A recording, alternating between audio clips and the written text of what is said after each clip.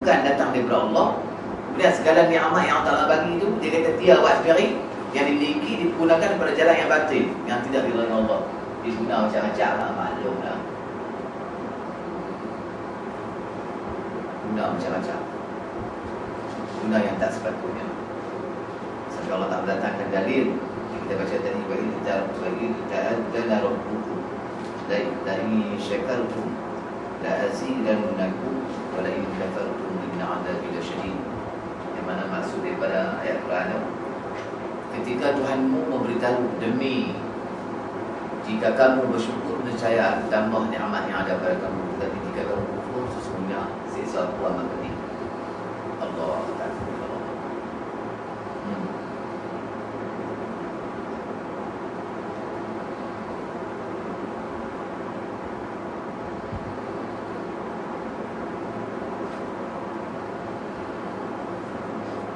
Kita tengok pemerintahan Fir'aun, Allah Ta'ala turun bala 7 kali. 7 kali pemerintahan Fir'aun ni Allah Ta'ala turun bala nak bagi Fir'aun sedar. Dia sedar bala yang pertama, habis itu dia kufur pula, dia engkar pula. Turun bala yang nombor 2. Buka lah kita senang. Saya tak bawa cerita dia, tapi 7 kali ingat dia. Sampai boleh dengan Tuhan lah, Ana Rabbukumul A'la.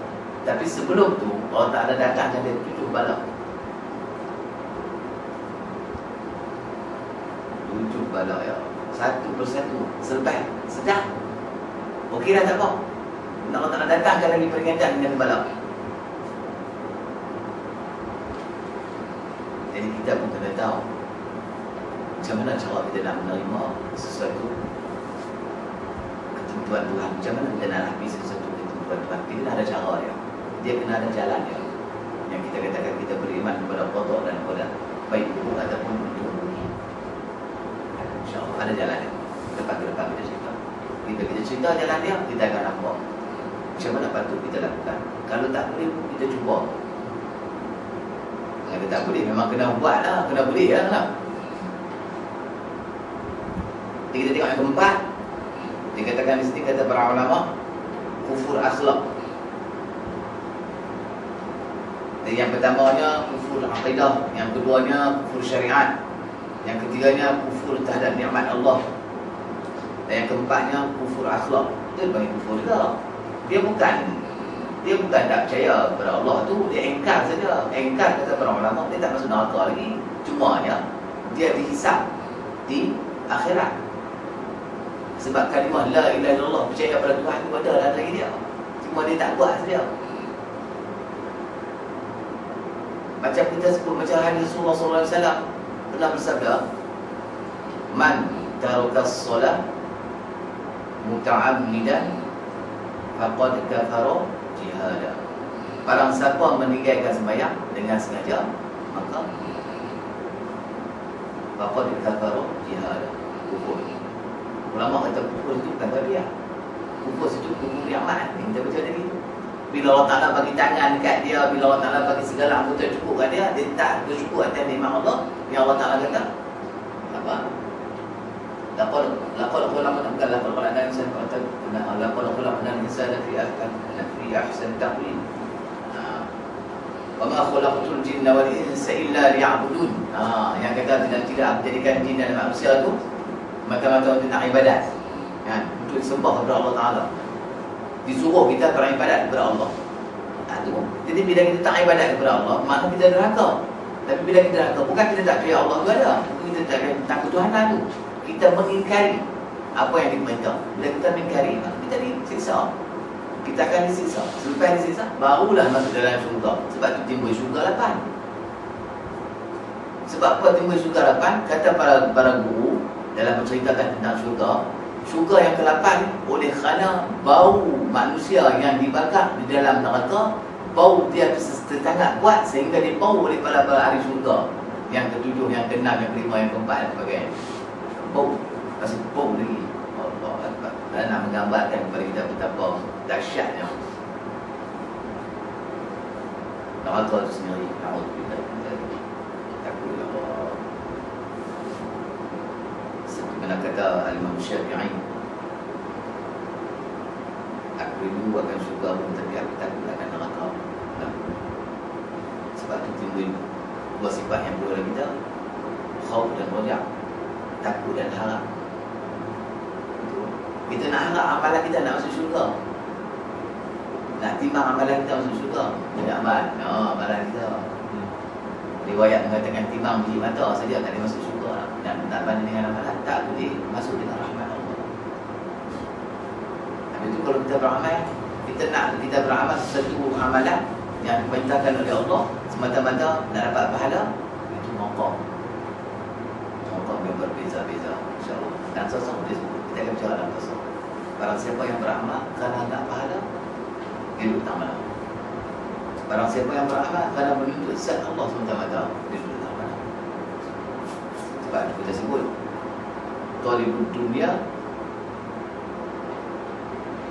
muannas, talibul akhirah mukhannas, talibul maula muzakkar. Dah dulu sebulannya. Ke depan ada lagi detail dia punya cara-cara ataupun dia punya kisah yang perlu kita ketahui untuk kita nak buat pedoman, mudah-mudahan kita boleh beramal. Jadi yang ketiga di atas sini, yang keempat di atas sini, kufur akhlak. Kufur akhlak iaitu melakukan perbuatan yang dilarang Allah dan bertentangan dengan syariat Islam. Seperti kata dia, benda yang bertentangan, benda yang Allah Ta'ala larang, dia buat juga. Kalau tadi apa siapa tak pakai tudung, dia paksa lapar tak pakai tudung. Nah, kan tak kata sembahyang, dia rumah dia sembahyang, tapi bila dia keluar tudung dia tak pakai. Jadi bagi kita ni yang mengaji ni, kita nampak lah kan, kita nampak tadi betapa ruginya dia. Tapi dia tak nampak sebenarnya. Dia tak nampak, boleh nampak dia tak buat ni. Dia dihijab. Sebab apa dia dihijab? Banyak punca. Ada 11 perkara yang menyebabkan hati kita lalai. Di depan kita cerita dalam tasawuf. Ada 11 perkara yang menyebabkan hati kita lalai. Bila kita lalai saja, kita dihijab. Kita tak nampak tentang ketuhanan. Kita kelabu segala-galanya. Kita di sini kufur akhlak iaitu melakukan perbuatan yang dilarang Allah dan bertentangan dengan syariat Islam, seperti berpakaian tidak menutup auratnya, memakai rambut basuh, pakai rambut basuh laknat, dan melukis pada badan yang bertatu. Memanglah benda ni jadi seronok, jadi seronok. Benih. Wala uyannahu ajma'in. Aku akan sesat anak cucu Adam ni. Dan Allah juga berkata, melainkan orang yang ikhlas. Selalu saya sebut ikhlas, mukhlisi. Dan mukhlasi itu Allah Ta'ala campur dalam hati kita tu perasaan ikhlas. Mukhlisi, kita cuba usaha upaya untuk nak datangkan ikhlas. Dan mukhlasi, Allah Ta'ala campurkan ikhlas juga dalam hati kita. Jadi buat tak buat, nak buat siapa, tak berasa apa, mata-mata dia. Tapi kita ada usaha.